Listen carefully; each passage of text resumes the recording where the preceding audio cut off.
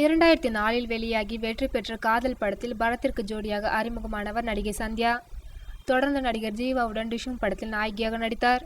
மேலும் மலையாளம், தெலுங்கு படங்களிலும் நடித்து வந்தார்.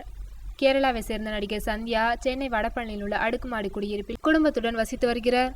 இவருக்கும் சென்னை அசோக் நகரை சேர்ந்த IT இன்ஜினியரிங் வெங்கட் சந்திரசேகரன் என்பவருக்கும் திருமணம் செய்து வைக்க பெற்றோர் முடிவு செய்தனர். இவர்களது திருமணம் சென்னையில் நடைபெற இருந்தது.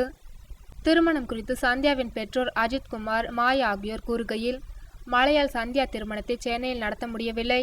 இதனால் குருவாயூர் கோவிலில் திருமணம் நடத்தினோம். நாங்கள் திருமணத்தை ஆடம்பரமாக நடத்த முன்பு திட்டமிட்டிருந்தோம்.